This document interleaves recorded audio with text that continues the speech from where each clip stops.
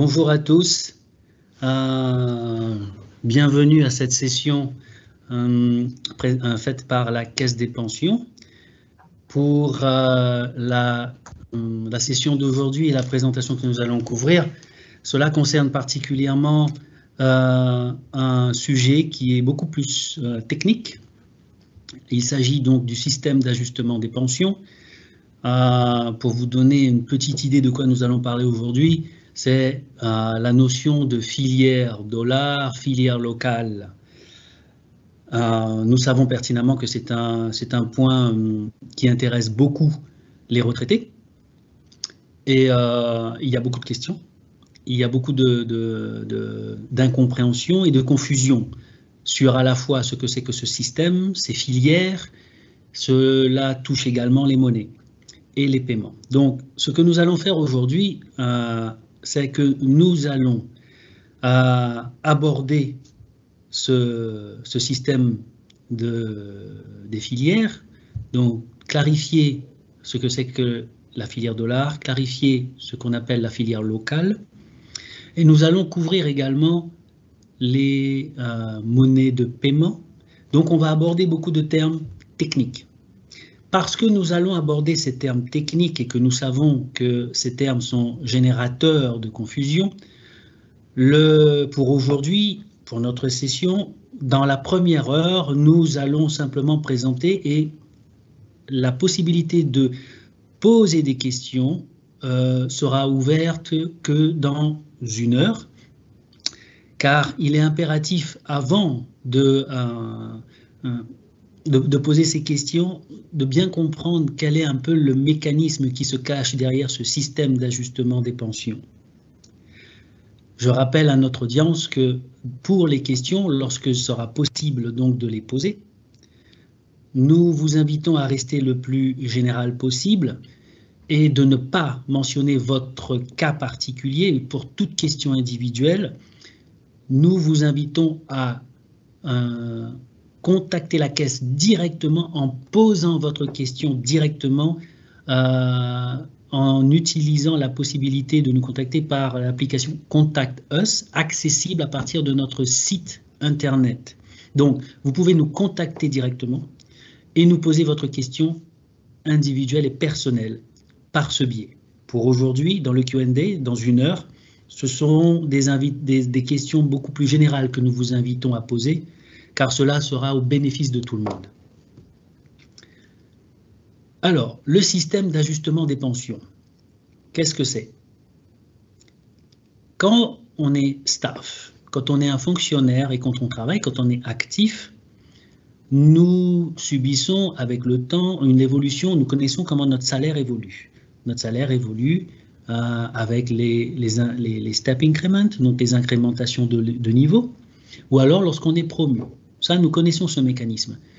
Mais la question qui se pose quand on est retraité, car c'est de cela dont il s'agit, lorsqu'on est retraité et qu'on reçoit sa pension, il est légitime de se dire, finalement, comment notre pension évolue? Qui se charge de faire évoluer, augmenter ou faire varier notre pension? C'est sur la base de quoi? Quel est le système derrière? Alors, c'est pour répondre à cet impératif d'ajustement des pensions que la Caisse des pensions a créé ce système, ce qu'on appelle le système d'ajustement des pensions, qui sert justement à faire évoluer la pension.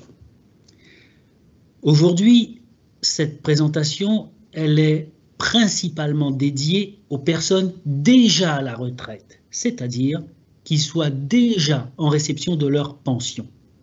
Pour toutes les personnes qui sont encore actives, cette session, elle est à titre d'information, puisque pour vous, vous serez principalement concerné par ce système lorsque vous serez à la retraite, c'est-à-dire lorsque vous aurez reçu votre première mensualité de pension.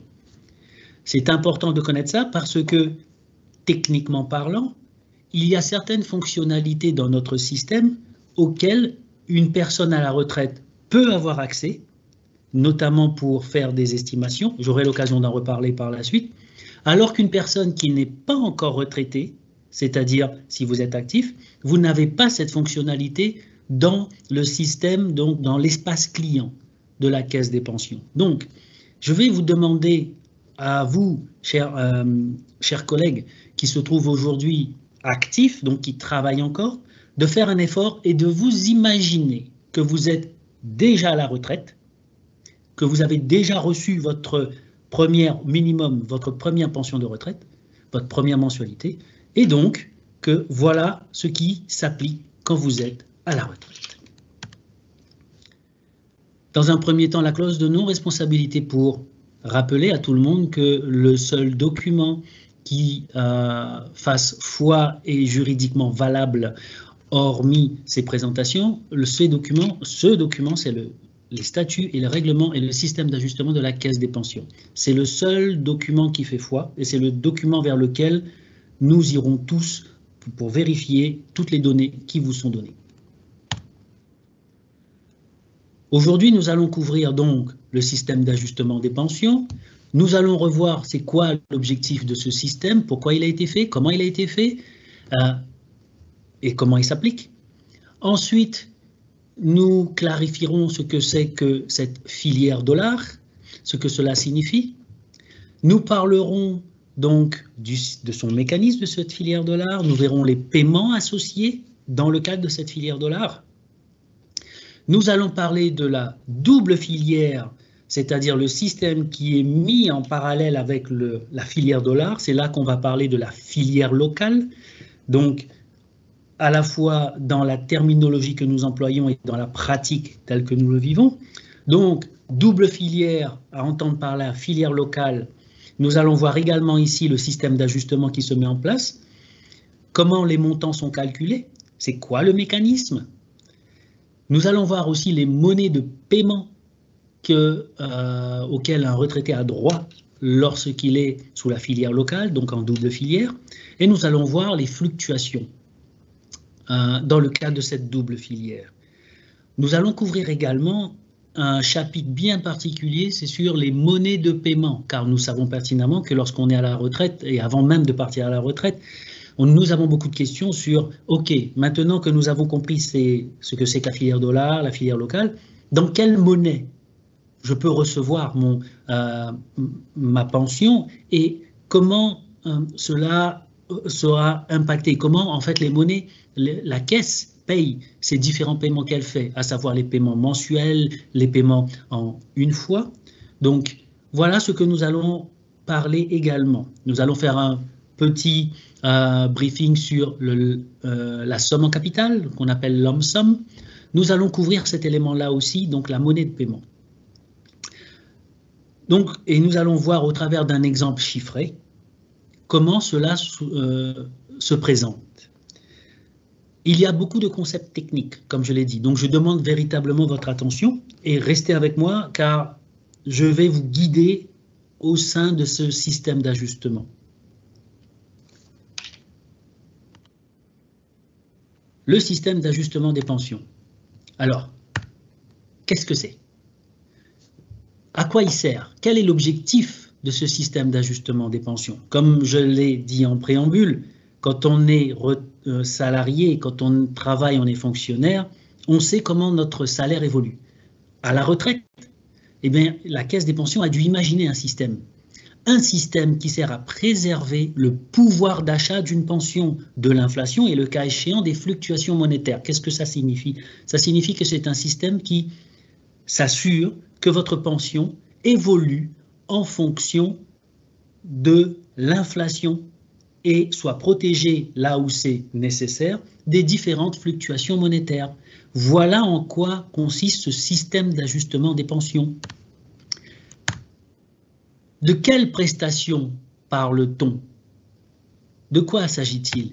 Eh bien, il s'agit de toutes les prestations qui sont dites périodiques, c'est-à-dire toutes les prestations qui sont payées par mois, avec juste une petite... il faut faire attention, un point important, c'est que lorsqu'il s'agit de ce qu'on appelle la retraite différée, elle n'est ajustée, c'est-à-dire qu'elle ne subit des variations de protection contre l'inflation qu'à partir de l'âge de 55 ans.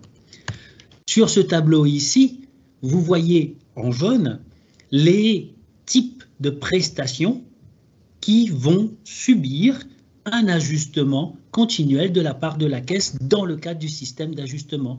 C'est justement ces pensions pour lesquelles on reçoit mensuellement le paiement. Juste pour rappel, hier, il y avait une présentation en français également sur les différents types de prestations. Donc, cette présentation d'hier a été enregistrée et vous avez accès à cette présentation, de même celle-là, qui est en français aujourd'hui, cette présentation d'aujourd'hui et toutes les autres présentations passées sont accessibles à partir de notre site internet. Vous allez dans la rubrique ressources et vous allez voir la possibilité de voir toutes les présentations qui ont été effectuées par la Caisse. Et dans la présentation d'hier, vous allez avoir toutes les explications concernant ce que c'est que la retraite normale, la retraite anticipée, la retraite différée et les prestations d'invalidité ou de conjoint survivant. Nous n'allons donc pas revenir sur ces types de prestations aujourd'hui dans cette présentation. Donc, nous avons vu donc que dans le cadre du système d'ajustement, l'objectif c'était tout simplement de préserver le pouvoir d'achat des pensions des retraités. La question qui se pose maintenant, après avoir vu quels étaient les types de prestations concernées, c'est de savoir à quel moment ces prestations sont-elles ajustées. Eh bien, elles sont ajustées une fois par an si l'indice des prix à la consommation du pays concerné a augmenté d'au moins 2% depuis la date du dernier ajustement. Voilà, ça se passe en avril, le 1er avril. C'est là qu'on voit apparaître une augmentation de, on va dire, une variation du montant de la pension si, et à condition, s'il y a une condition, si l'indice des prix à la consommation du pays concerné, donc là où vous habitez, a augmenté d'au moins 2% depuis la date du dernier ajustement. Alors, ça se passe une fois par an. Pourquoi le 1er avril? Ça se passe le 1er avril parce que la Caisse des pensions, ce n'est pas elle qui invente ou calcule l'indice des prix à la consommation du pays. Absolument pas. La Caisse des pensions ne fait qu'utiliser un chiffre qui est de manière, c'est global, qui est mise à disposition et calculée par le pays, par les autorités nationales du pays en question. Ce sont ces autorités-là qui mettent ces chiffres à disposition publique à partir de fin décembre. À partir de fin décembre, parce qu'ils peuvent très bien le faire en janvier, en février. Donc, les autorités nationales de chaque pays mettent à disposition du public cet indice des prix. Cet indice des prix est ensuite collecté par un organisme, par les Nations Unies, par justement le département des statistiques des Nations Unies, les centralise dans un seul document et la Caisse des pensions va regarder dans ce document ce qu'il y a. Donc, je préfère être clair ici et bien mettre en avant le fait que ce n'est pas la Caisse des pensions qui calcule l'indice des prix à la consommation ou ce qu'on appelle l'inflation. Non, la Caisse ne fait qu'utiliser que le chiffre donné par le pays. Et lorsque la condition de 2% par an est respectée, 2% depuis la date du dernier ajustement, à ce moment-là, la Caisse des pensions applique le changement également et fait varier le montant de la pension. Donc, ça se passe le 1er avril. Une fois par an, normalement. Mais il peut arriver que cela soit 2 fois par an. Ça se passe 2 fois par an. Ça se passe en avril et en octobre. Et encore une fois, il y a une condition. Si l'indice des prix à la consommation a augmenté de 10% ou plus depuis l'ajustement d'avril de la même année. Ça a été le cas au Suriname et en Éthiopie.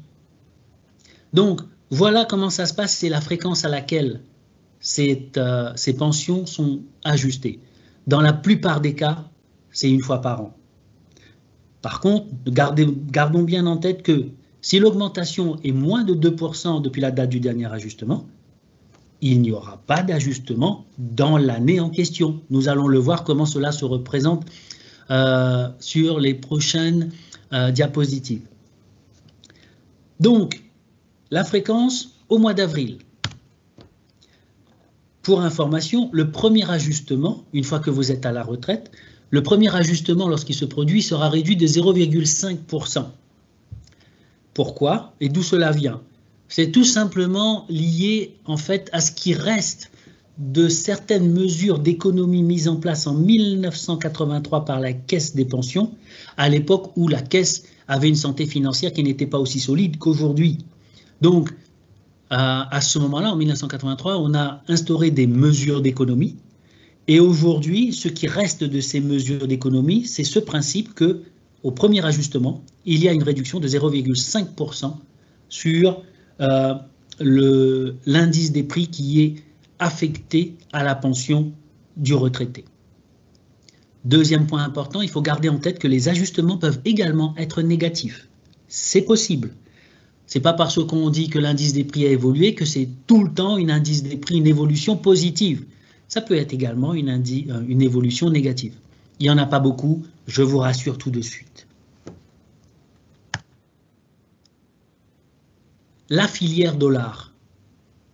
Maintenant, alors maintenant que vous connaissez le principe du système d'ajustement des pensions, cette notion de filière dollar, qu'est-ce que ça signifie alors? Parce qu'on vous entendez la filière dollar. Je préfère vous dire tout de suite, cela ne signifie absolument pas que vous devez recevoir votre pension en dollars. Ça, il faut que ce soit clair. Mais on va y revenir également là-dessus. Donc, la notion de filière dollar, qu'est-ce que ça signifie? Hier, nous avons eu l'occasion de le présenter également, mais ça sert aussi de rappel pour tout le monde. Toutes les prestations initiales, sont calculées donc au début en dollars. Rappel, la Caisse des pensions est un organisme qui est basé sur le dollar. Tous les chiffres que nous avons sont en dollars. Nos calculs initiaux, nous les faisons en dollars. Donc, quand on dit qu'une personne est sur la filière dollar, cela signifie tout simplement que la pension de cette personne varie en fonction de l'évolution de l'indice des prix à la consommation des États-Unis. Voilà ce que cela signifie être sur la filière dollar. Cela n'a rien à voir avec la monnaie. C'est tout simplement que votre pension va suivre l'évolution, de manière très simplifiée, je dirais l'évolution de l'inflation qui existe aux États-Unis. Voilà ce que signifie être sur la filière dollar et rien d'autre. Donc, à savoir, quand on est sur la filière dollar, vous n'avez rien à faire au début puisque lorsque vous partez à la retraite, par défaut, ça c'est la position par défaut, la caisse va calculer votre pension et va vous mettre par défaut sur la filière dollar. Tout le monde sera sur la filière dollar au début. Ce n'est que au moment où vous le décidez, que vous pourrez changer de filière. Mais on va le voir après. Important de savoir que la filière dollar, vous y êtes par défaut. Quand vous partez à la retraite, vous remplissez vos documents de retraite pour dire ce que vous voulez, combien vous voulez et où vous voulez votre argent. Eh bien, nous à la caisse, on va calculer votre pension et on va vous mettre sur la filière dollar. C'est la filière par défaut. Vous pouvez habiter là où vous voulez. Être en filière dollar, cela ne signifie pas qu'il faut être aux États-Unis, absolument pas. Vous pouvez habiter là où vous voulez, il n'y a pas de problème avec ça. Et vous n'avez pas d'obligation de fournir ce qu'on appelle une preuve de résidence. Vous ne devez pas non plus nous fournir régulièrement une preuve. On va revenir après sur cette notion de preuve et pourquoi elle est quelque part liée avec la notion de filière. Mais quand on est sur la filière dollar, vous n'avez pas besoin de fournir obligatoirement une preuve de résidence. Ici, c'est un tableau que vous pouvez trouver sur notre site internet. Ce sont des informations concernant l'ajustement de l'indice des prix à la consommation aux États-Unis. Ça veut dire, encore une fois pour résumer, l'inflation telle qu'enregistrée par la caisse lorsque cette inflation dépasse les 2%.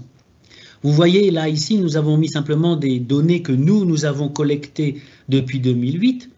Et si vous regardez attentivement à gauche, vous allez et vous vous rendez compte qu'il y a des années qui n'apparaissent pas. Entre 2018 et 2020, ça n'apparaît pas. 2020, 2022, il manque 2021. Pourquoi? Eh bien tout simplement parce que à ce moment-là, dans cette année précise, l'évolution de l'indice des prix ne remplissait pas les conditions pour que, à la caisse, nous l'appliquions aux pensions. C'est-à-dire que par rapport à l'année du dernier ajustement, l'augmentation n'était pas supérieure ou égale à 2%. Voilà pourquoi, quand vous regardez ce tableau, vous voyez que certaines années sont manquantes. Donc, ça veut dire que l'impact pour le retraité, c'est qu'il n'y a pas eu d'ajustement de pension, il n'y a pas eu d'augmentation, parce que là, vous voyez que tous les chiffres à droite sont positifs, il n'y a pas eu de baisse. Comme je vous l'ai dit, on parle de baisse parce qu'on dit que la baisse peut arriver de l'indice des prix à la consommation, mais j'en ai rarement vu. En tout cas, pour une personne qui est sur la filière dollar, voilà depuis 2008 comment la caisse des pensions a ajusté le montant des pensions en appliquant ces ajustements tels que vous les voyez dans ce tableau. En termes de chiffres, parce que c'est peut-être plus parlant, eh bien, si on considère sur la filière dollar comment l'ajustement a été effectué, nous allons commencer de haut vers le bas, en supposant que, en prenant un exemple, qu'une personne qui a été séparée au 31 mars 2005 et au moment de cette séparation, sa pension a été calculée à 1 000 $ en jaune. Eh bien alors, année après année, en appliquant les ajustements en descendant et en suivant le rythme des ajustements qui existaient aux États-Unis, eh bien, en descendant, nous arrivons en avril 2024 à une pension de 1 604,53 $, ce qui veut dire que d'une pension de 1 000 $, cette personne en 2005, l'application des différents ajustements d'indice des prix nous amène à 1 604,53 $. Voilà comment une pension a pu, c'est un exemple, a évolué depuis 2005 jusqu'en avril 2004 pour une personne sur la filière dollar. Maintenant que vous avez compris que lorsqu'on dit qu'être sur la filière dollar, cela signifie uniquement que votre pension va suivre l'évolution de l'inflation aux États-Unis. Voilà ce que c'est qu'être de la filière dollar. Il est intéressant de savoir, très bien, mais maintenant alors, dans quelle monnaie? Comment la caisse paye la pension pour quelqu'un qui est sur la filière dollar? Eh bien, il faut savoir que la caisse peut payer les pensions mensuelles en 18 monnaies. En 18 monnaies différentes, bien sûr. Donc, c'est au choix du retraité de choisir, de décider dans quelle monnaie il ou elle souhaite recevoir sa pension. Et nous, il faut juste savoir que la caisse peut payer dans l'une de ces 18 monnaies. Et là, vous pouvez habiter là où vous voulez. Mais bien évidemment, vous l'avez compris, il y a une certaine logique à avoir lorsque on décide de recevoir un paiement dans une certaine devise. Eh bien, c'est d'être le plus logique possible. Cela va de soi que lorsqu'on habite en Europe, dans un pays de la zone euro, qu'on décide logiquement de recevoir sa pension en euros. Il y a une certaine logique, même si on est dans la filière dollar. Cela ne change pas. Rappelez-vous, filière dollar signifie ajustement en fonction de l'évolution de l'indice des prix, de l'inflation aux États-Unis uniquement. Mais la monnaie de paiement de votre pension peut être différente parmi ces 18-là. On parle des paiements mensuels. On aura l'occasion de parler des paiements uniques par la suite. Mais voilà dans quelle monnaie la caisse peut payer votre pension de retraite par mois.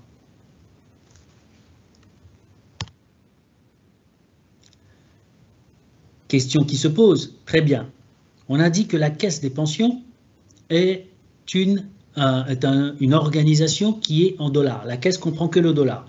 Mais là, on vient de vous dire qu'on peut payer dans d'autres devises, dans 18 devises, dans 17 autres devises autres que le dollar. Comment? En appliquant quoi? Eh bien, la caisse va appliquer ce qu'on appelle le taux de change trimestriel de l'ONU. Pour information, ce taux de change, encore une fois, ce n'est pas la caisse des pensions qui le crée, ce taux de change. Premièrement, il faut savoir que le taux de change trimestriel, ça correspond tout simplement au taux du début de mois du mois précédent le trimestre. Par exemple, on va prendre le taux du début mars Et c'est ce taux du mois de mars, du 1er mars, qui va correspondre à celui de avril, mai, juin, parce qu'il va devenir le taux trimestriel. Donc, la caisse ne crée pas le taux, la caisse utilise un taux, et c'est le département de la trésorerie de l'ONU qui se charge de concevoir et revoir les taux de change. Ce n'est pas la caisse des pensions. La caisse des pensions ne fait que utiliser le taux de change qui existe. À partir de là, donc, on va continuer notre exemple en vous disant, ben voilà, si nous pouvons payer en 18 monnaies différentes, autres que le dollar, eh bien oui, on va convertir, et voilà en fait ce qui va se passer, la caisse va convertir la pension en utilisant le taux de change trimestriel.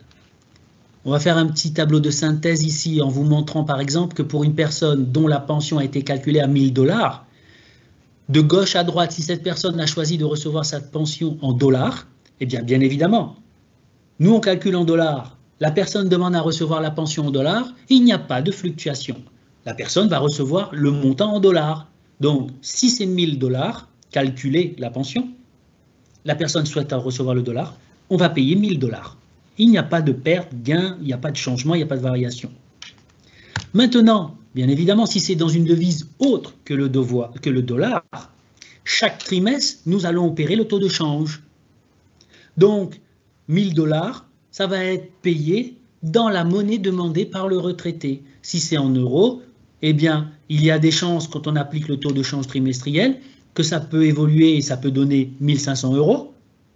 Ou alors, cela peut aller vers le bas, 500 €. Important de comprendre qu'il n'y a pas de minimum et il n'y a pas de maximum. Tous les 3 mois, le montant reçu par le retraité, si ce montant n'est pas en dollars, va être différent, ou peut être différent. Il peut être pendant 3 mois au-dessus, 3 mois plus tard, il peut diminuer, et ainsi de suite, ainsi de suite. Il n'y a pas de maximum, il n'y a pas de minimum. Ici, on rappelle ce que c'est que le taux de change trimestriel.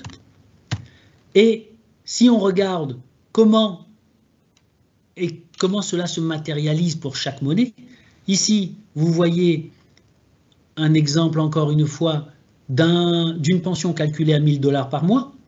En utilisant le taux de change trimestriel et en l'appliquant aux 18 devises, il faut bien comprendre que les 1000 $, eh bien, convertis, ça va donner 18 montants différents dans 18 devises différentes, avec la même somme payée pendant 3 mois systématiquement. Et si on regarde d'une autre manière pour matérialiser la chose, de gauche à droite, en haut, vous voyez les différentes périodes concernées. Tout ça pour vous expliquer que pendant 3 mois, pour un montant de 1000 $ ici, la pension, eh bien pendant 3 mois, la pension sera payée un certain montant. 3 mois plus tard, elle peut augmenter. 3 mois plus tard, elle peut diminuer. Et ainsi de suite, ainsi de suite, ainsi de suite. Aussi longtemps que la personne, le retraité, choisit de recevoir sa pension dans une autre monnaie que celle du dollar, tout simplement. Voilà ce qui est ce qui est visible et c'est ce qu'il faut comprendre de ce mécanisme. Donc, la caisse calcule dollars. Quand on est sur la filière dollars, on paye dans 18 monnaies différentes. Être sur la filière dollars signifie que sa pension va évoluer en fonction du coût de la vie, de l'évolution de l'inflation aux États-Unis uniquement, mais vous pouvez recevoir votre pension dans 18 monnaies différentes qui va évoluer tous les 3 mois.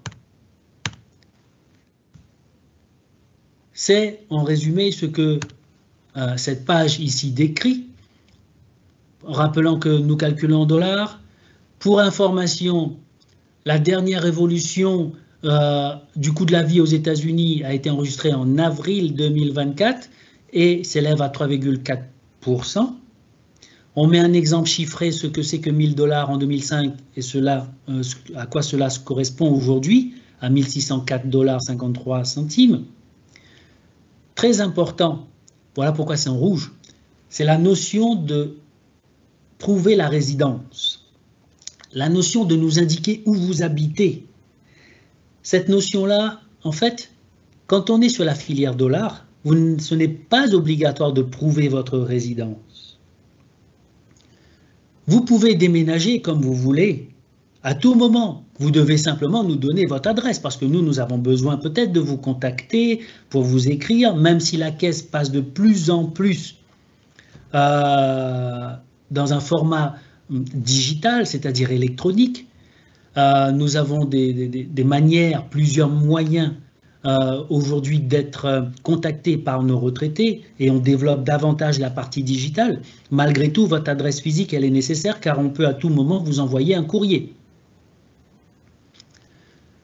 On a couvert la question de la devise en disant que vous pouvez demander de recevoir votre pension dans n'importe quelle monnaie parmi les 18 qui existent. Et c'est la caisse qui va opérer le change en appliquant le taux de change trimestriel.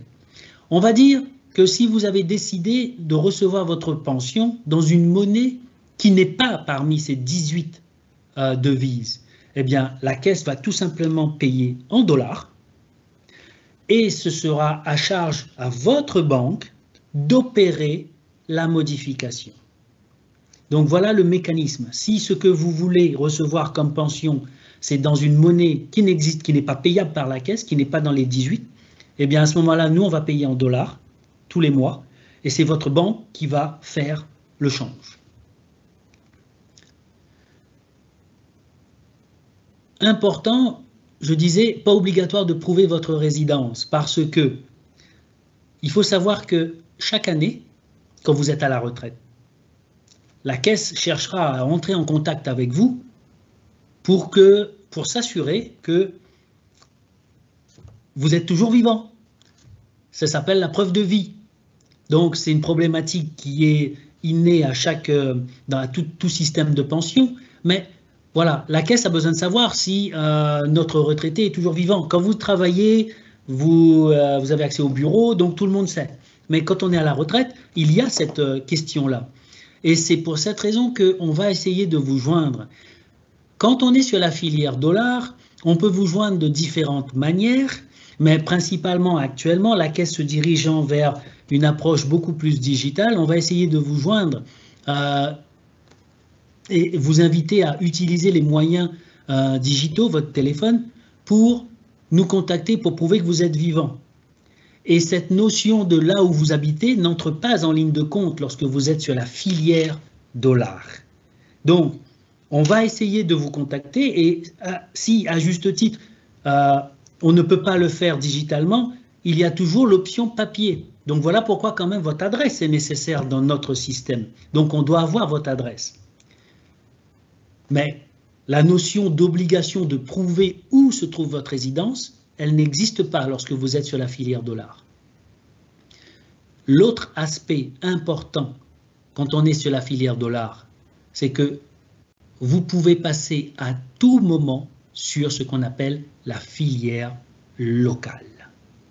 C'est une option, rien d'obligatoire, mais c'est une option qui est ouverte et que nous, on invite très fortement à tous nos retraités, c'est justement d'attendre le départ en retraite. C'est la raison pour laquelle, en préambule à cette présentation, j'ai bien indiqué que pour toutes les personnes actives, cette session aujourd'hui, c'est vraiment juste de l'information. Mais vous saurez et vous devrez vous poser, vous aurez l'occasion de vous poser beaucoup plus, je dirais de manière beaucoup plus approfondie cette question quand vous serez à la retraite, quand vous aurez reçu votre première mensualité, votre première pension de retraite.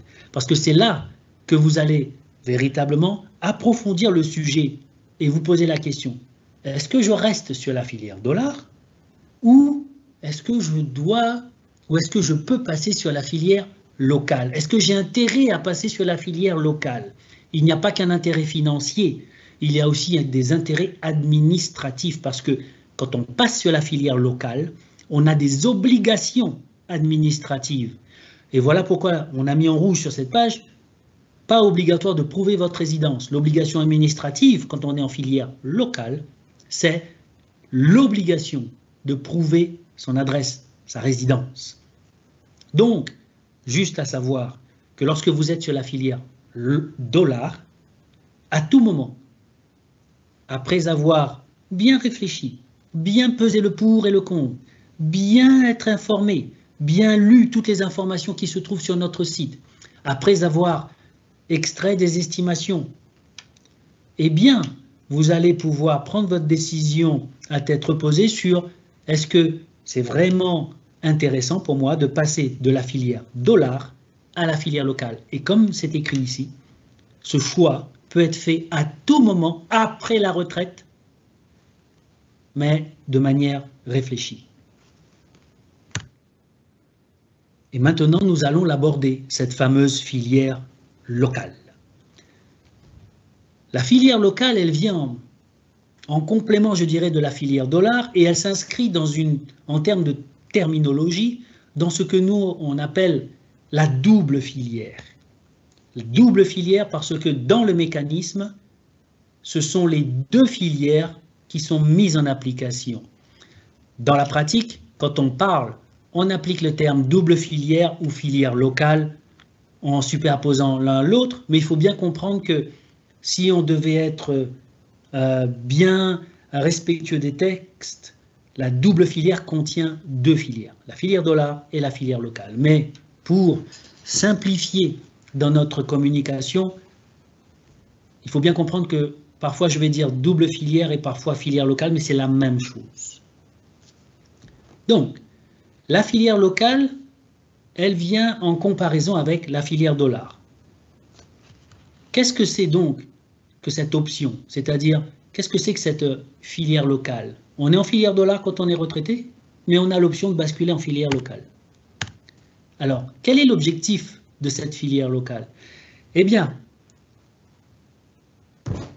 l'objectif, c'est encore une fois, protéger le pouvoir d'achat de la pension, de l'inflation, et le cas échéant de fluctuations monétaires, mais dans votre pays de résidence. Et c'est là que cela devient, je dirais, beaucoup plus spécifique.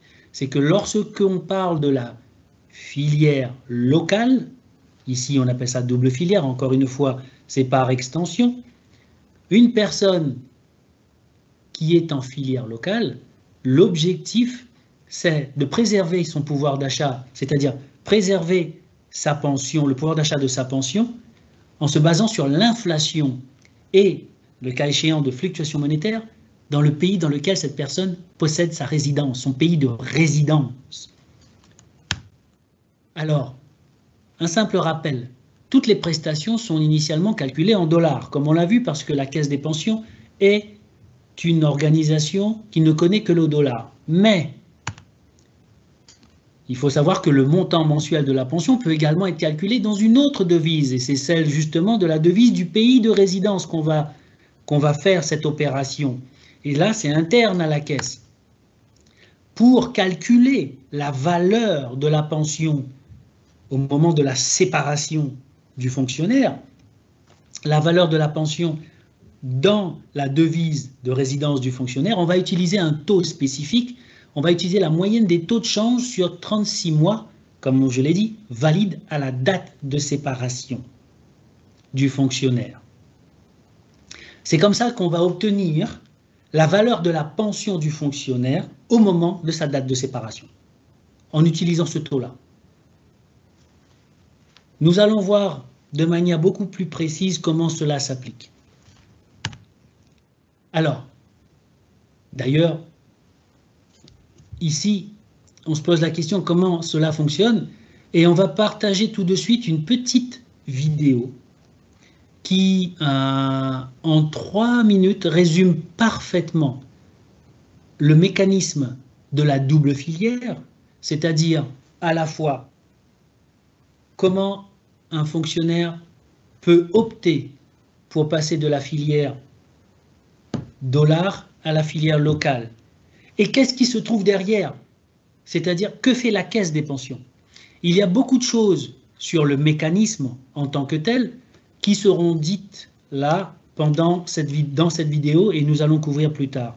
Mais rassurez-vous, vous n'avez pas besoin de retenir tout cela. Le plus important pour vous, et c'est les points fondamentaux de cette présentation, c'est de bien comprendre que lorsqu'on parle que d'être sur la filière dollar, ce que cela signifie, c'est-à-dire que votre pension va évoluer en fonction de l'évolution de l'inflation qui existe aux États-Unis. Et quand on est sur la filière locale, ça veut dire que votre pension va évoluer en fonction de l'évolution de l'inflation dans votre pays de résidence. C'est les deux informations importantes à bien avoir et bien conserver en tête dans cette présentation aujourd'hui. Maintenant, nous allons voir cette vidéo. Ça donne beaucoup de détails, mais comme je l'ai dit, c'est juste à titre d'information. Parce que tout le mécanisme est fait au sein de la caisse. Vous ne le voyez pas. Vous voyez simplement le résultat, c'est-à-dire le montant qui est payable. Et vous allez extraire de cette vidéo la raison pour laquelle cela peut valoir la peine de passer sur la filière locale. Mais pour ça, il faut être bien informé. C'est ce que nous allons voir au sein de cette vidéo. Alors, nous allons commencer.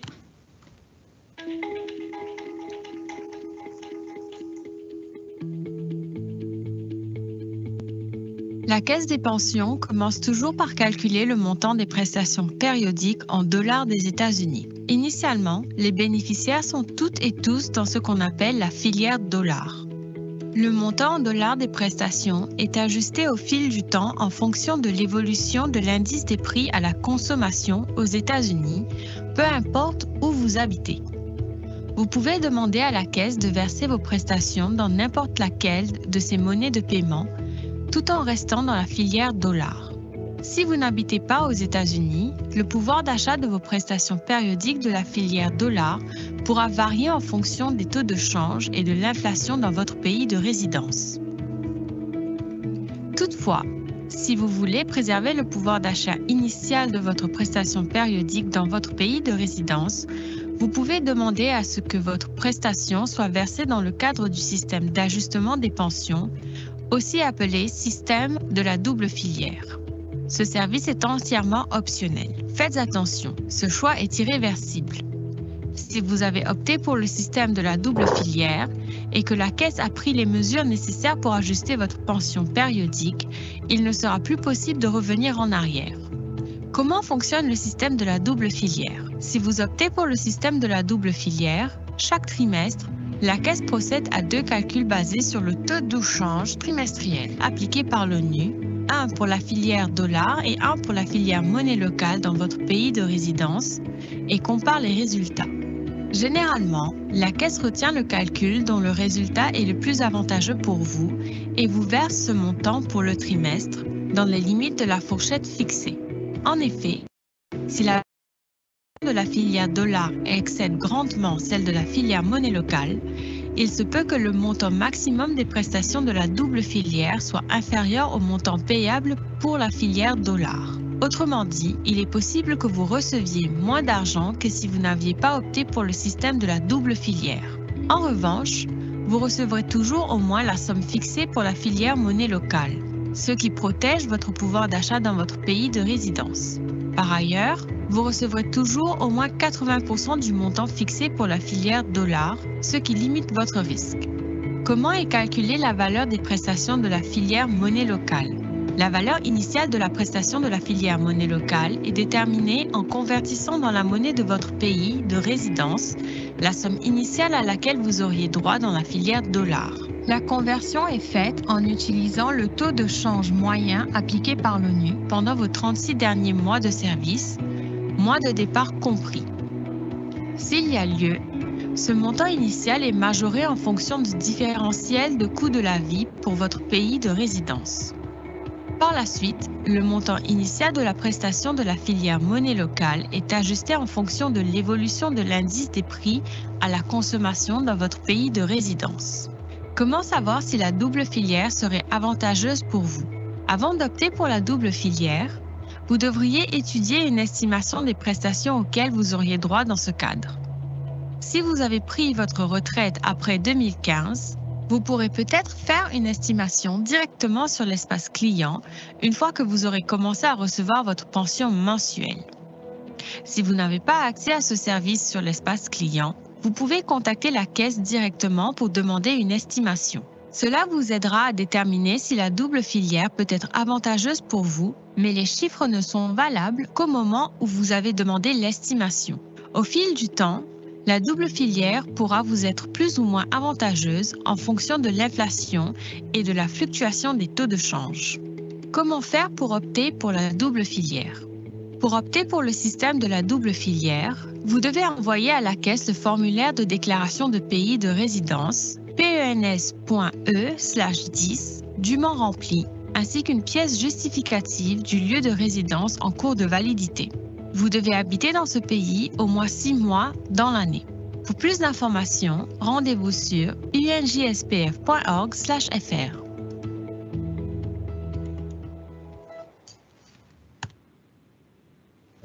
Merci beaucoup, chers collègues.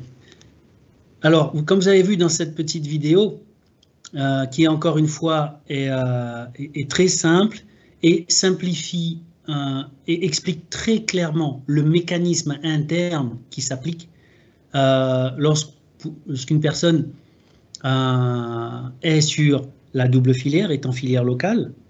Ce mécanisme, il est, comme je l'ai dit, il est interne à la caisse. Vous n'avez pas besoin de le savoir.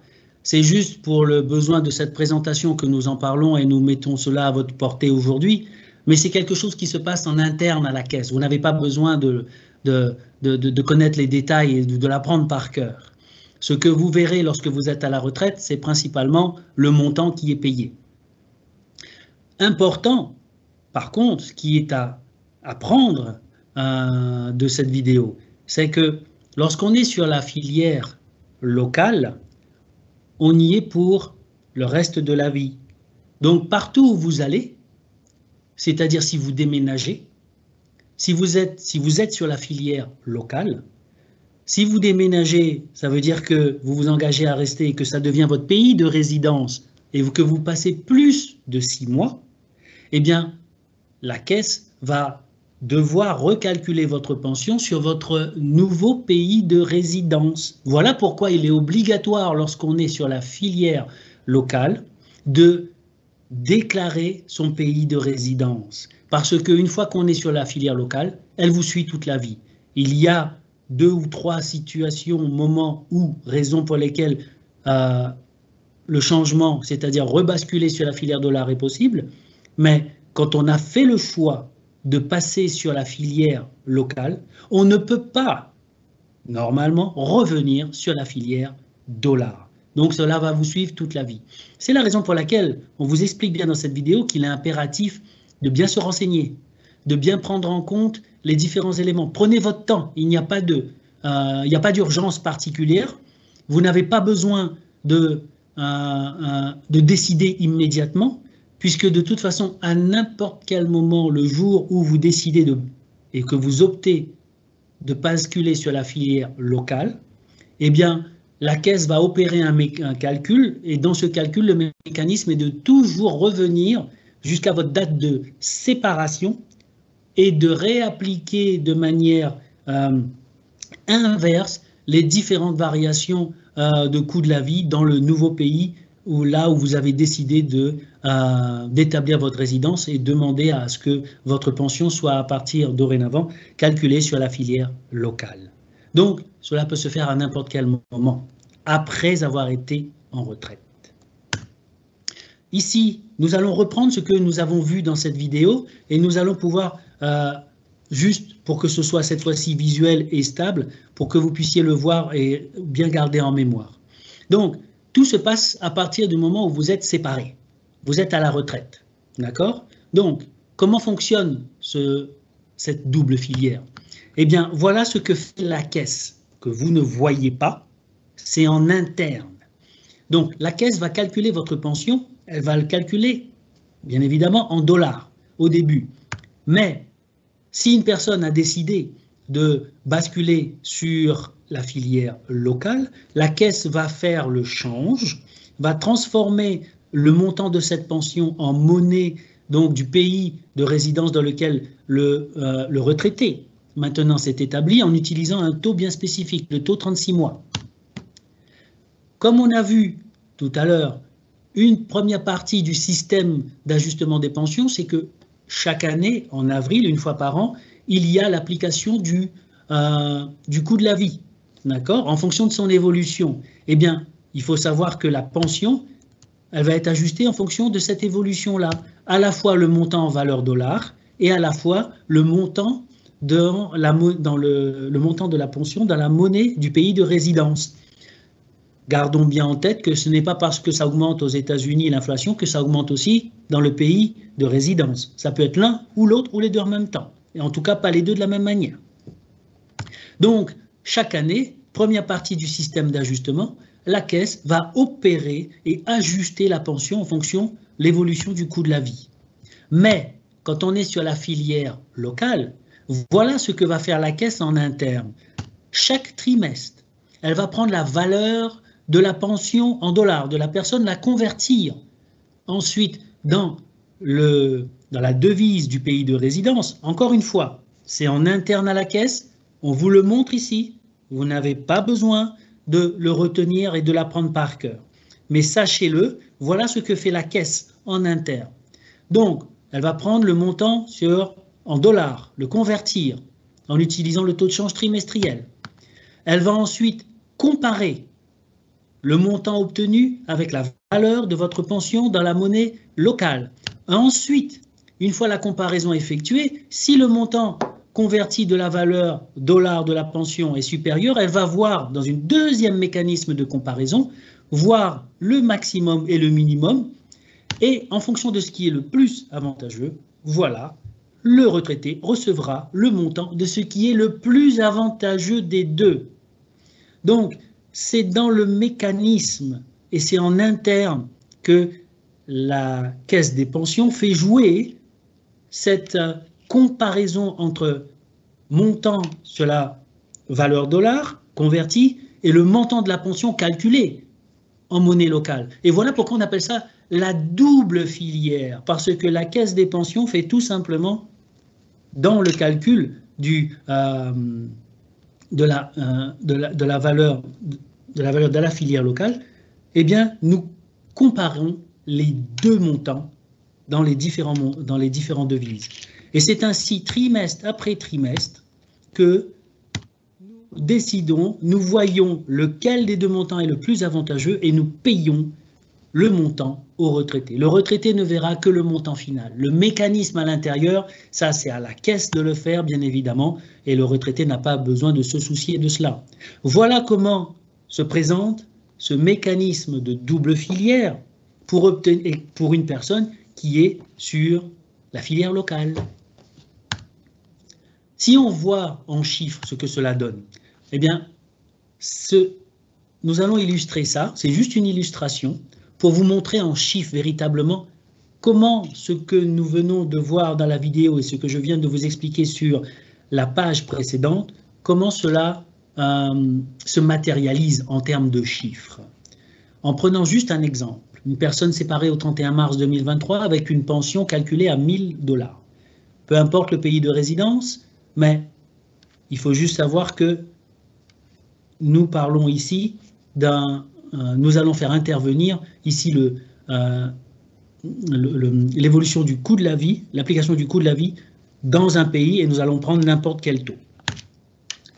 Mais c'est surtout le mécanisme qui est le plus important. Donc, le pays n'est pas très important. Voilà pourquoi nous ne l'avons pas mentionné ici.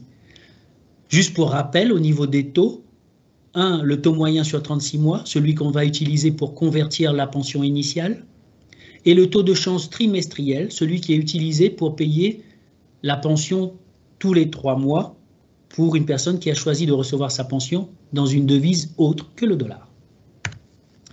Et voilà comment nous opérons, en prenant donc le cas où cette personne a été séparée au 31 mars 2023. Donc, premièrement, en interne, il faut établir le montant de la pension de la personne. Donc, on l'établit à 1 000 $, on la change pour obtenir le montant en filière locale 872 €, après avoir utilisé le taux de change. On définit à ce moment-là ce qu'on appelle la valeur du montant maximum, qui est ici 110%, et c'est le mécanisme, hein, donc ça correspond à 110% du montant de la filière locale. À partir de là, c'est juste pour vous expliquer qu'on définit également, après avoir défini le maximum, on définit aussi un minimum. Le montant minimum, c'est le montant le plus élevé entre le montant de base, d'accord, c'est le montant calculé, et 80% de la valeur ajustée de la filière dollar. Donc, on a ces 4 éléments, d'accord, le montant converti de la pension en monnaie locale, le montant de la pension dès le départ, ensuite le montant maximum, et ensuite le montant minimum. Voilà les 4 éléments. Et avec ces 4 éléments, on va jongler, on va jouer, on va procéder dans le temps, et on va payer en fonction de l'évolution du coût de la vie. Alors, que se passe-t-il de avril à juin 2023 pour se retraiter? Eh bien alors, se retraiter sur la filière locale, on va opérer les premiers changements pour comparer. D'abord, prendre les 1000 $, on va le convertir en utilisant le taux d'intérêt trimestriel, on obtient un montant en monnaie locale. On va le comparer avec le montant initial de la pension qui était calculée, d'accord? Et ensuite, comme le montant converti est supérieur au montant de la filière locale, on voit s'il est inclus dans le minimum et le maximum. En l'occurrence ici, on voit qu'il est en dessous du maximum, donc c'est ce montant-là qu'on paye. Donc vous voyez ici, dans ce trimestre, ce retraité reçoit le montant converti en monnaie locale de la pension. Voilà dans cet exemple pendant 3 mois ce que ce retraité va recevoir. Et ainsi de suite, on avance trimestre par trimestre, la caisse va faire toujours la comparaison.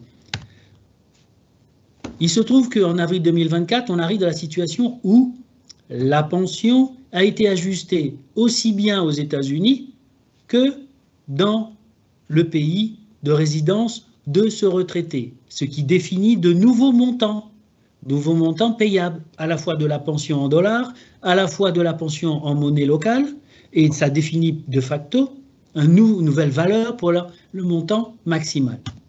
À partir de là, on recommence la même opération. Donc, et ça encore une fois, c'est interne à la caisse, vous ne le voyez pas, chaque trimestre c'est totalement transparent, mais la caisse, voilà ce qu'elle fait pour une personne qui est sur la filière locale. Elle va opérer cette conversion du nouveau montant en monnaie locale, elle va le comparer avec le nouveau montant de la filière locale qui était donc ajusté, et si le montant est supérieur, on va aller regarder par rapport au maximum et au minimum, et quoi qu'il arrive, on paye le plus bénéficiaire, ce qui est le plus bénéfique aux retraités. Et là, vous voyez, c'est le montant de la filière locale ajustée qui est plus bénéficiaire, et c'est ce montant qui est payé. Et donc, trimestre après trimestre, la caisse des pensions opère le même mécanisme, cette comparaison entre le montant de la filière dollar est ajusté, converti, et le montant de la filière locale obtenu dès le départ, mais ajusté avec l'évolution du coût de la vie. Et ainsi de suite, ainsi de suite. Nous voyons que ce qui se passe, que parfois c'est le montant converti qui est payable, en fonction de l'évolution du coût de la vie, c'est parfois le montant de la filière locale ajustée qui est payable. On arrive même parfois à des montants où c'est le montant maximum qui est payé, en fonction de l'évolution du taux de change. Et c'est ici, dans cet exemple, que nous voyons également que c'est le minimum qui peut être payé. Mais quoi qu'il arrive, quels que soient les scénarios, c'est toujours le montant le plus bénéficiaire aux retraités qui est payé. Et c'est ce que ce tableau ici synthétise pour vous montrer en jaune qu'avec le temps et dans l'évolution, nous avons ici la possibilité de voir que d'un trimestre à l'autre, ça peut être soit le montant équivalent en euros, le montant converti qui est payé, ou alors c'est le montant de la filière locale qui est payé, ou alors ça peut être le maximum, ou alors ça peut être le minimum. Ça évolue avec le temps, trimestre après trimestre. Voilà comment fonctionne, c'est ce que, en résumé là, ce que la vidéo a expliqué, et que là je vous ai montré avec des chiffres et illustré. Maintenant, quand on est sous la filière locale, dans quelle monnaie peut-on demander sa pension? Alors, vous voyez grâce à cet écran que, en fait, ce sont les mêmes monnaies. Quand vous êtes sous la filière locale, vous pouvez demander à obtenir votre pension dans l'une de ces 18 monnaies. C'est la même chose qu'être sous la filière dollar. Donc, ce n'est pas la caisse des pensions peut payer donc votre pension mensuelle, on parle de la pension mensuelle tous les mois, dans l'une de ces devises. Mais encore plus que sous la filière locale. Il faut être logique. Ici, nous souhaitons vraiment attirer votre attention sur le fait qu'il faut vraiment faire attention lorsqu'on décide de recevoir sa pension, si on est sur la filière locale, encore plus, je dirais, puisque vous êtes lié, vraiment intrinsèquement lié avec votre pays de résidence. Cela paraît beaucoup plus logique de demander votre pension dans la monnaie de votre pays de résidence. Il faut vraiment être logique, il faut vraiment éviter autant que possible d'essayer d'être, nous appelons ça créatif, ou alors de vouloir à tout prix mélanger les monnaies alors que vous n'en avez pas besoin. Il y a parfois malheureusement des cas particuliers où, quand vous voyez cette liste, la caisse n'est pas en mesure de payer dans une autre monnaie que ce qui existe là. Donc à partir de là, peut-être qu'il serait beaucoup plus intéressant de rester sur la filière dollar et de demander que le paiement en dollars, parce que lorsque la caisse ne peut pas payer dans une devise autre que ces 18, la caisse va payer en dollars. Et donc, nous allons payer en dollars, mais il faut juste savoir que la conversion, ça va être faite et effectuée par votre banque. Voilà exactement ce que je viens de dénoncer précédemment, à savoir que nous vous indiquons, nous vous recommandons de garder la monnaie de paiement identique à la monnaie de la filière locale si possible. Si vous êtes dans un pays de la zone euro, demandez de recevoir votre pension en euros. Si vous êtes sur la filière locale, c'est beaucoup plus important parce que cela permet d'éviter le système, le phénomène, le mécanisme de double conversion. C'est pour éviter cela qu'on vous amène et qu'on vous recommande de demander toujours, quand vous êtes sur la filière locale, de demander votre pension dans la monnaie de paiement, dans la mesure où la caisse est en capacité de le payer, bien évidemment. En résumé, vous avez compris, être en filière locale ou la double filière, c'est juste une option. Vous n'êtes pas obligé de la prendre, mais vous ne pouvez pas la prendre tant que vous êtes actif. Vous pouvez la prendre que et uniquement quand vous partez à la retraite. Et nous vous invitons et recommandons très fortement, d'abord et avant tout, de vous renseigner, de faire des estimations. Pour toute personne séparée après 2015, comme on l'a vu, vous pouvez vous connecter à votre espace client, utiliser l'outil d'estimation, indiquer le pays dans lequel vous souhaitez habiter, et donc le système va vous donner à ce moment-là la valeur de la pension que vous pourrez obtenir si vous êtes en filière locale dans ce pays particulièrement. Prenez donc votre temps. Nous invitons toujours nos retraités à faire 2-3 estimations sur 2 ou 3 trimestres avant de prendre la décision. Car cette décision, elle est faite pour une fois. C'est une décision pour la vie. Comme on l'a dit, on ne peut pas revenir sur la filière dollar une fois qu'on a décidé d'opter pour la filière locale. Il y a des exceptions, mais on verra après, mais très peu. Donc, c'est une option. Votre pension, elle est convertie dans la monnaie de votre pays de résidence, en utilisant un taux spécifique. Ce taux spécifique, c'est un taux unique, et vous le gardez pour la vie. Et il est unique par mois de séparation, année de séparation, par pays. Donc, 2 retraités qui ont été séparés, qui habitent dans le même pays, n'ont pas du tout nécessairement le même taux le taux de change moyen des Nations Unies sur 36 mois. On entend souvent des phrases comme « mon ami » ou alors un collègue à moi, on habite tous les deux dans le même pays, c'est pas pareil. Non, c'est pas pareil. Parce que si on n'est pas parti au même mois, c'est totalement différent. Quand vous êtes sur la filière locale, donc, On répète, ça veut dire que votre pension est ajustée sur l'évolution du coût de la vie de votre pays de résidence. Ça veut dire également, et là ça vient avec, que la preuve de résidence, elle est nécessaire.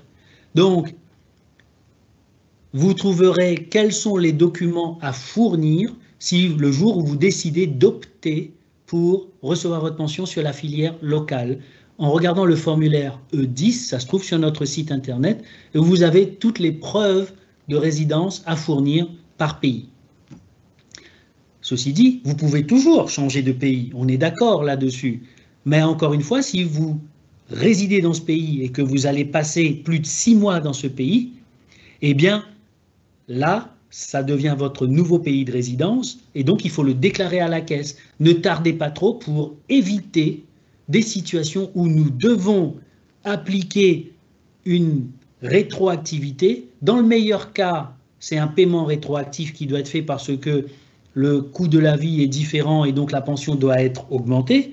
Mais dans le pire cas, il faut qu'on fasse une déduction rétroactive parce que on a trop tardé, le retraité a trop tardé à fournir la preuve de son changement de pays.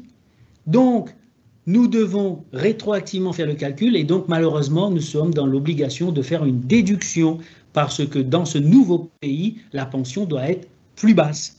Et c'est ça qu'il faut bien comprendre. Quand on quitte et on change de pays, quand on est sur la filière locale, il y a un impact sur, le montant de la pension, beaucoup plus que lorsqu'on est sur la filière dollar, où là, ça se passe aux États-Unis, on peut changer de pays, ça n'a aucun impact. Et en plus, il faut fournir la preuve de résidence, obligation administrative. Déjà évoqué, il n'est normalement pas possible de revenir à la filière dollar, sauf si le pays est suspendu de la double filière, cela arrive en raison de l'absence d'indice des prix à la consommation, ou alors lorsqu'on n'arrive pas à appliquer la moyenne des taux de change sur 36 mois, ou alors, deuxième cas, lorsqu'on se rend compte que la comparaison au sein même d'un groupe de retraités d'un même pays sur une certaine durée, les résultats sont dits aberrants, c'est-à-dire que on s'aperçoit que pour un calcul de filière locale, il y a un retraité qui obtient tant et un autre retraité qui obtient beaucoup moins. Donc, c'est ce qu'on appelle des résultats aberrants. L'évolution n'est pas conforme. Voilà les deux cas qui font que voilà, la Caisse prend la décision de basculer les retraités sur la filière dollar. Donc, de revenir à la filière dollar. Autrement, il n'y a aucune possibilité pour qu'un retraité passe de la filière locale à la filière dollar. On a vu les monnaies de paiement et on rappelle également que les ajustements peuvent être négatifs. À ce niveau-là, je souhaite attirer l'attention de l'audience que la possibilité de poser des questions, donc je demande à mes collègues en charge donc, de gérer la partie questions-réponses, d'ouvrir, si ce n'est pas déjà fait, d'ouvrir donc la possibilité pour les questions-réponses, car nous allons maintenant passer de plus en plus vers les monnaies de paiement. Nous allons couvrir ce sujet, rassurez-vous, mais au point où nous en sommes, si vous avez déjà vu ce que nous avons couvert et si il vous reste des questions, vous pouvez les poser à ce moment-là dans la zone questions-réponses, en vous rappelant que pour des questions personnelles, nous vous invitons à les envoyer directement via notre site internet, contactez-nous et vous expliquez votre cas et nous allons pouvoir vous répondre. Ici, dans le cadre de cette présentation, s'il vous plaît, nous invitons à rester le plus général possible pour que les réponses bénéficient à tout le monde. Merci beaucoup. Pour la double filière, on vous dit de simplement garder à l'esprit que voilà le taux de change qui sera utilisé par la Caisse pour convertir votre pension initiale et que comme il s'agit du taux de change du mois de séparation, il est unique, quel que soit le mois et le pays, d'accord, et que quoi qu'il arrive, comme vous pouvez décider et d'opter de passer de la filière dollar à la filière locale à n'importe quel moment, que ce soit après 2 mois de retraite ou après 15 ans de retraite, la caisse des pensions va revenir au taux de change de 36 mois qui était valable au moment de votre mois de séparation. Un exemple de là où vous pouvez trouver sur notre site internet et comment cela se présente, le taux de change. Vous voyez ici les différents taux avec, pour cet exemple, le Royaume-Uni, avec les dates d'effectivité, les différents taux, le taux de début de mois, le taux sur 36 mois, les taux trimestriels, ce sont des informations accessibles à partir de notre site. Ici, nous mettons en comparaison l'évolution de deux pays, l'évolution du coût de la vie, de ce qu'on appelle l'indice des prix à la consommation, aux États-Unis d'un côté et le Danemark de l'autre, pour vous montrer que d'une année sur l'autre, cela peut changer et varier. Et il y a des années où il n'y a rien. Comme on voit ici, quand vous regardez juste le haut du tableau de chaque pays, vous voyez que la dernière application du taux de change pour le Danemark, ça a été en avril 2023, alors qu'aux États-Unis, c'est avril 2024. Voici quelques rappels pour vous dire où vous pouvez trouver davantage d'informations concernant la double filière. Sur notre site, il y a un livret, la brochure double filière. On vous rappelle que c'est après votre départ à la retraite que vous devrez peut-être de manière plus approfondie vous poser cette question. Aujourd'hui, techniquement, si vous connectez à votre espace client et au module d'estimation, vous ne pourrez pas, lorsque vous êtes actif, c'est-à-dire fonctionnaire, vous n'êtes pas séparé, vous ne pourrez pas faire une estimation de double filière, c'est-à-dire de filière locale. Il faut être séparé pour pouvoir faire cette estimation, c'est-à-dire il faut être retraité. Prenez votre temps, quoi qu'il arrive, avant de prendre votre décision. Encore une fois, les liens, cette présentation, ces documents seront accessibles après cette présentation d'aujourd'hui sur notre site, donc vous aurez accès à tous ces liens, à toutes ces informations. Ici, un tableau comparatif pour bien vous faire comprendre le principe de filière dollar et le principe de filière locale. La filière locale, c'est l'évolution de la pension basée sur le coût de la vie dans le pays de résidence. Filière dollar, évolution de la pension basée sur l'évolution de l'inflation aux États-Unis. Deux principes. L'un, quand vous êtes sur la filière dollar, vous pouvez basculer sur la filière locale. Quand vous êtes sur la filière locale, vous ne pouvez pas normalement rebasculer sur la filière dollar. Dans la filière dollar, vous n'avez pas beaucoup d'obligations administratives. Dans la filière locale, vous avez une obligation administrative de dire où vous habitez et à chaque fois que vous décidez d'aller changer de résidence, vous devez nous indiquer dans quel pays vous êtes parce que quand on est sur la filière locale, on subit à la retraite, bien évidemment, qu'on soit filière dollar ou filière locale, mais principalement filière locale. Quand on est à la retraite, il faut, comme on vous l'a dit, nous indiquer quand vous êtes vivant. On va vouloir, nous, caisse vérifier cela. On va vous envoyer un courrier à votre adresse de résidence quand on est sur la filière locale. C'est un courrier physique qu'on vous envoie. Actuellement, c'est le principe que nous suivons. On vous envoie ce courrier dans ce pays, là où vous avez officiellement votre adresse de résidence. Si ce courrier ne nous revient pas, après plusieurs essais, on va arrêter et suspendre votre pension. Donc voilà pourquoi c'est très important, quand on est sur la filière locale, de bien comprendre l'obligation administrative qui est liée avec ce choix.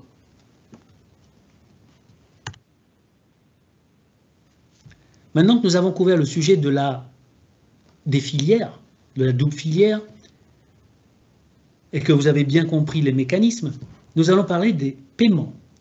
C'est une rubrique que nous avons inclus dans cette présentation, car nous savons que quelque part, quand on parle de filière, il y a toujours la notion de dans quelle monnaie je vais payer, je peux recevoir ma pension, et par rapport au type de pension, bien évidemment.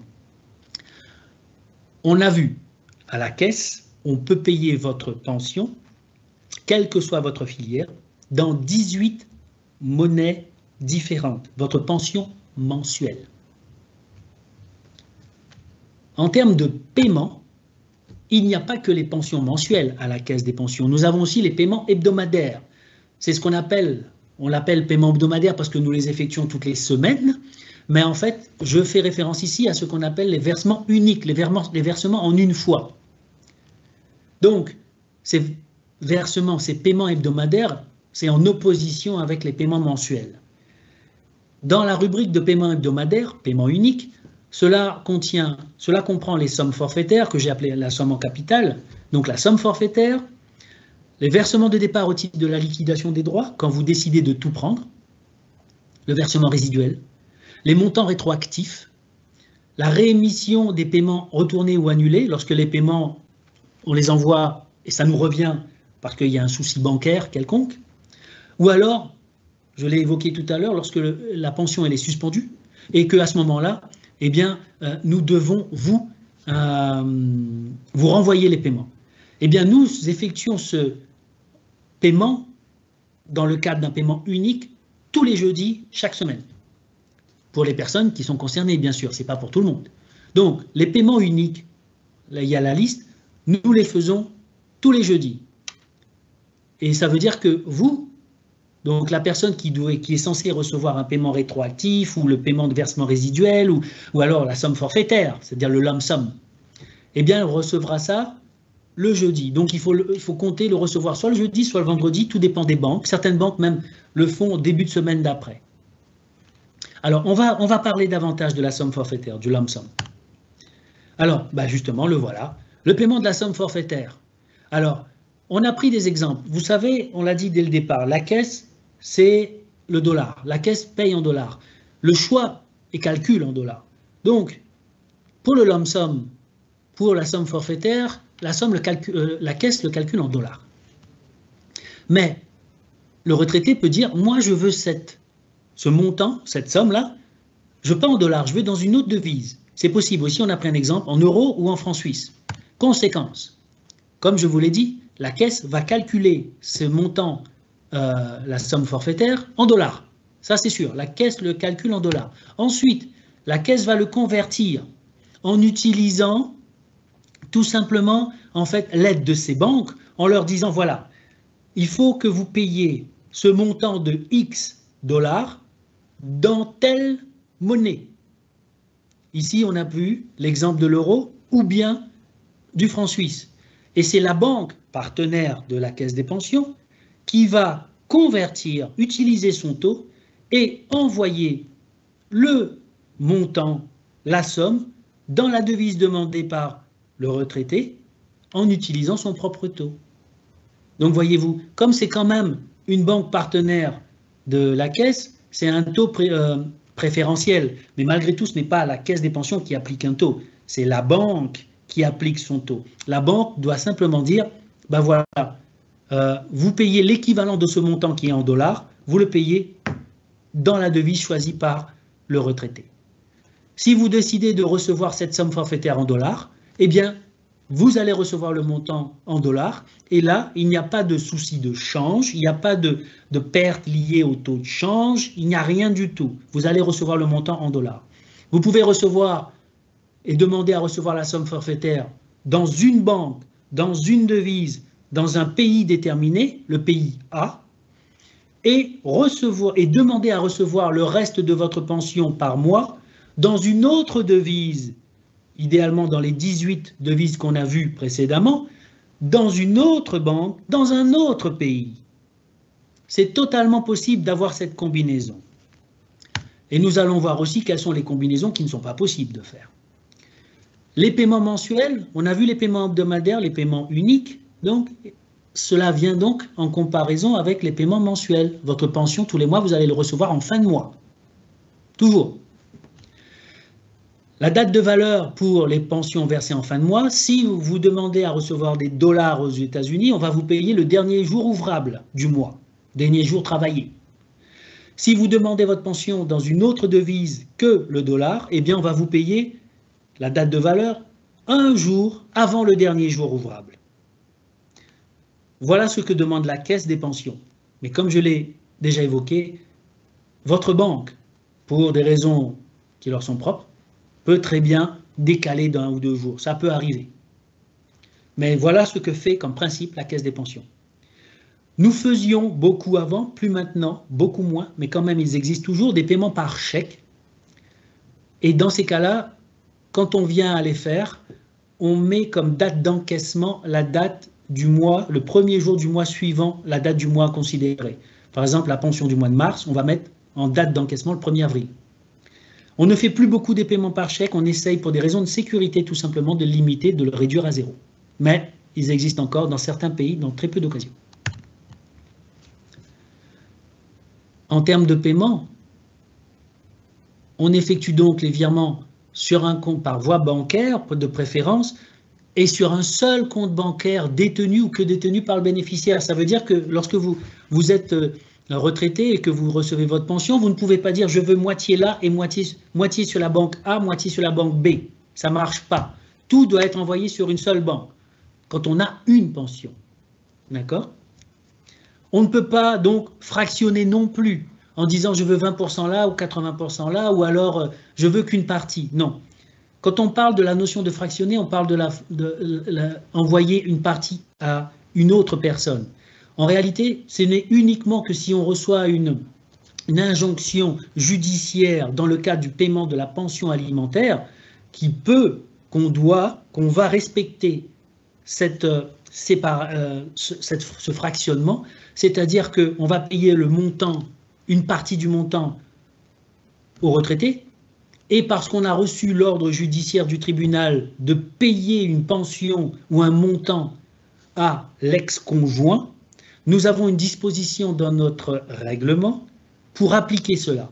Et donc ce n'est que la seule raison pour laquelle on peut fractionner le montant de la pension d'un retraité. Bien comprendre que deux prestations distinctes, comme par exemple une pension de retraite et une prestation de survivant, ça représente deux prestations bien distinctes.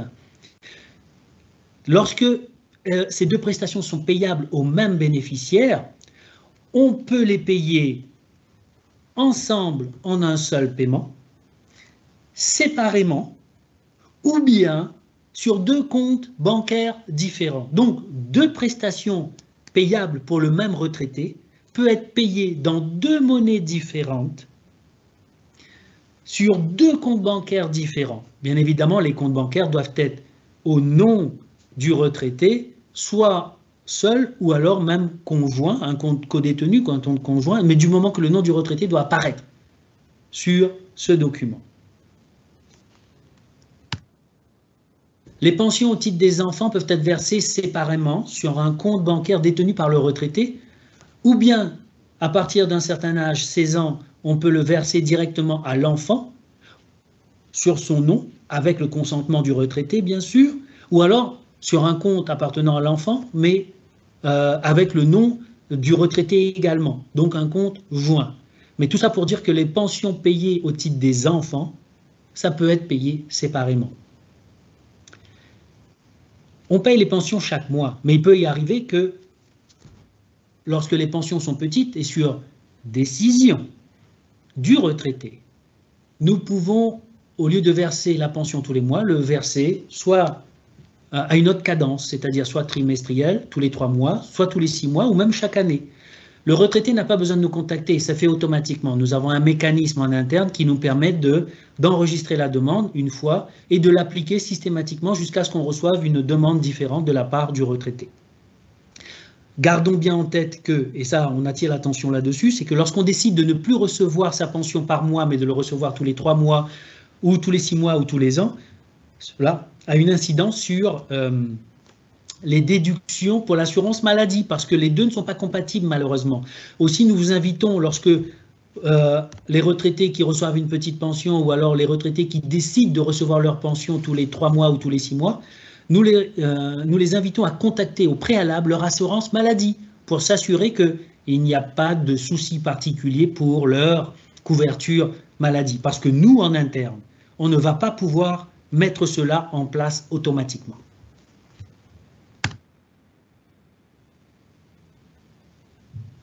Ici, cette page, c'est simplement pour rappeler également à tous nos bénéficiaires, à tous les retraités, de bien réfléchir et bien prendre en considération que, voilà, quand on décide de recevoir une pension, sa pension dans une monnaie particulière, il faut être le plus logique possible. Si vous avez un compte bancaire en couronne danoise, cela paraît logique de demander votre pension en couronne danoise et de ne pas demander votre pension dans une autre monnaie différente de la couronne danoise, alors que vous avez votre compte qui est ouvert dans cette devise-là. C'est une logique qui est simple, ça relève du bon sens. Nous savons pertinemment que dans le cas où il y a des pays où malheureusement on n'a pas trop le choix, on comprend également, mais autant que possible, si c'est faisable, nous vous invitons à être le plus simple et le plus logique possible dans le choix de l'ouverture de votre compte bancaire, dans le choix de demander le paiement de votre pension, tout simplement afin d'éviter des frais bancaires. Et ici, on vous le répète, voilà un petit peu le cheminement classique, logique, concernant les 18 monnaies dans lesquelles nous pouvons payer la pension mensuelle. C'est d'être le plus logique possible, et tout ça avec un seul et unique objectif, d'éviter des frais bancaires totalement inutiles, et qui vont tout simplement venir grever et diminuer votre pension. Voilà ce que nous souhaitons, nous, à la Caisse, aujourd'hui partager avec vous dans le cadre des informations concernant le système d'ajustement des pensions. Juste pour rappeler qu'à partir de maintenant, comme nous souhaitons nous améliorer à la Caisse, à chaque occasion, à chaque possibilité d'interagir avec vous, je demande à mes collègues de mettre dans la zone questions-réponses le lien pour permettre aux personnes de l'audience de donner leur avis sur notre prestation d'aujourd'hui, sur les informations qui leur ont été communiquées, afin, comme je l'ai dit, de pouvoir nous permettre de nous améliorer dans le cadre de nos futures interactions, qui, je rappelle, sont faites de manière régulière chaque mois. Vous trouverez ce calendrier si vous accédez à notre site internet, dans la rubrique ressources et dans la rubrique Town Hall en anglais et dans la rubrique présentation. Vous avez le calendrier. Vous aurez accès à tous les documents, à celui-là et à ceux qui ont été présentés par le passé. L'intérêt et notre objectif, c'est que vous soyez le mieux informé possible afin de vous permettre de prendre la meilleure décision au moment de votre départ en retraite. Je vous remercie beaucoup. Nous allons laisser jusqu'à 15h30 exactement ce document visible. Et donc, nous espérons aujourd'hui avoir répondu à toutes vos questions. Merci beaucoup de votre attention et nous nous revoyons de l'autre côté de l'année prochaine. Merci beaucoup. Au revoir.